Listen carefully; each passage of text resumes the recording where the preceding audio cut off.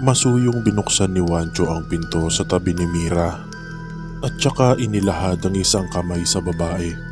Nakangiting inabot naman yon ni Mira at bumaba ng sasakyan. Masayang iginala niya ang tingin sa harap ng mansyon ni Wancho. Hindi niya pinahalata kay Wancho ang kasiyahang nararamdaman ng mga sandaling iyon.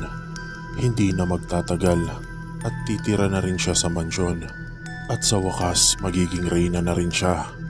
Kahapon matapos ang pagbababang luksa ni Wancho sa yumaong asawang si Lily, ay niyaya siya ni Wancho na magpakasal. Pumayag siya, ngunit hindi siya nagpahalatang sabik na sabik sa pagyayayang iyon ng lalaki. Sa totoo lang, matagal na siyang nangangarap ng marangyang buhay, magkaroon ng magagarang damit, alahas at mga sasakyan. Gusto rin niyang makapaglakbay sa iba't ibang bansa.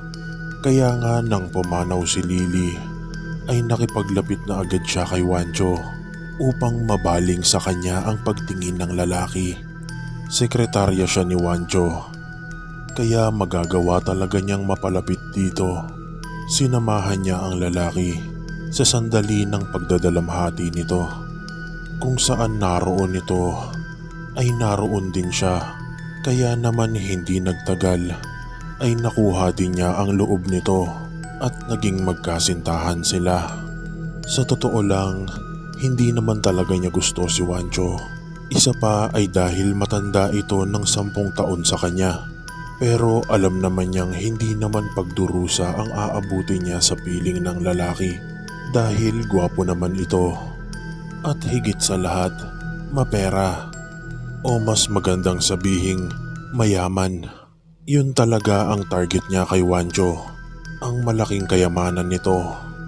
At the age of 30 ay isa ng multi-millionaire si Wancho. Napalago nito ng husto ang negosyong iniwan sa kanya ng mga yumao niyang magulang.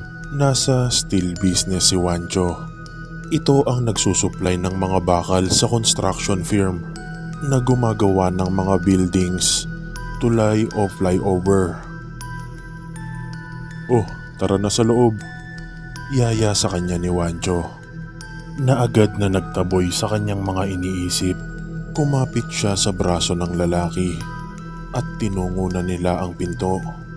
Pagpasok nila ay pababa naman ng hagdanan si Karen, ang nakatatandang kapatid ni Wancho na matandang dalaga. Hindi nakaligtas sa kanyang pansin ang biglang pagtalim ng tingin nito sa kanya nang makita siya. Hindi naman bago sa kanya yon. Ayaw sa kanya ni Karen para kay Wancho. Pero ano bang magagawa nito kung si Wancho mismo ang may gusto sa kanya? Alam niyang pagdating sa usaping puso ay hindi ito pakikinggan ni Wancho. Kahit pa nga mas matanda ito sa lalaki. Para bang walang nakita si Karen at dumiretso sa kusina. Sila naman ni Wancho ay tumuloy sa sala kung saan naroon ang crib ng kaisa-isang anak ng lalaki na naiwan dito ng yumaong asawa. Kumusta na siya? Tanong ni Wancho sa yaya ng natutulog na bata. Naku sir, ang dami ng alam na kalokohan yan. Nakakatuwa talaga.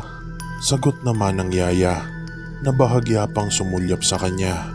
Kapag dito na ako nakatira, 2 na kaming mag-aalaga sa kanya. Pagsingit naman ni Mira, napatingin sa kanya si Wancho. Ituturing ko siyang tunay na anak, Wancho. Ganon kita kamahal. Dugtong niya. Alam ko namang gagawin mo yan, Mira. At ngayon pa lang, nagpapasalamat na ako sa'yo. Anito. Isang uniformadong maid naman ang lumapit sa kanila. Sir, ipaghahanda ko po ba kayo ng merienda? Tanong nito kay Wancho. Sige Rosie. Doon na lang sa dining area. At magpapalit lang ako ng damit sa kwarto. Sige po sir. Nagpaalam sa kanya si Wancho na magpapalit muna ng damit sa kwarto nito. Ang yaya naman ay nagtungo sa banyo. Kaya naiwan siyang mag-isa roon kasama ang bata.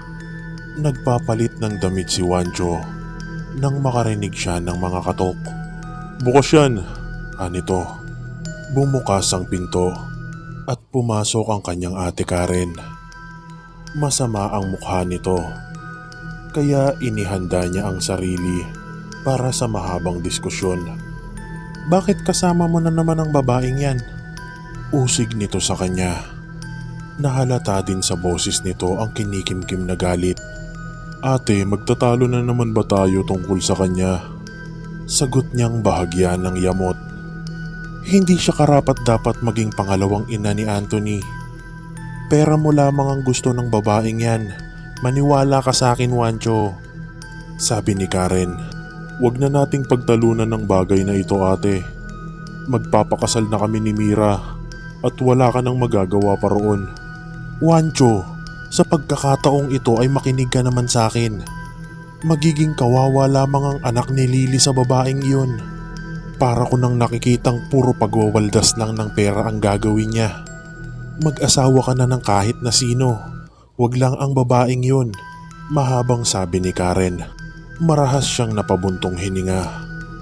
Buhay ko na to, ate. Kaya sana wag ka nang makialam pa. Hindi naman sa nakikialam. Gusto ko lang naman. Lumabas na tayo, ate. Hinihintay na ako ni Mira sa baba. At pakiusap lang. Wag mo naman siyang pakitaan ng hindi maganda. Hindi na kumibo pa si Karen. Nilampasan niya ito at tuluyan ng lumabas ng kwarto. Nakatitig si Mira sa bata na mahimbing na natutulog sa crib. May ngiting naglalaro sa kanyang mga labi. Sa mga naiisip niya ng mga sandaling iyon, paano kaya kung sampalin niya ang bata para magising, para mag-iiyak iyon? Tapos ay kukunin niya para patahanin. Para maabutan siya ni Wancho na hinihili ang bata. Tiyak na lalong mapapalapit ang loob ng lalaki sa kanya. Bakit nga ba hindi niya gawin? Saglit siyang nagpalinga-linga sa paligid para tiyaking walang makakakita sa kanya.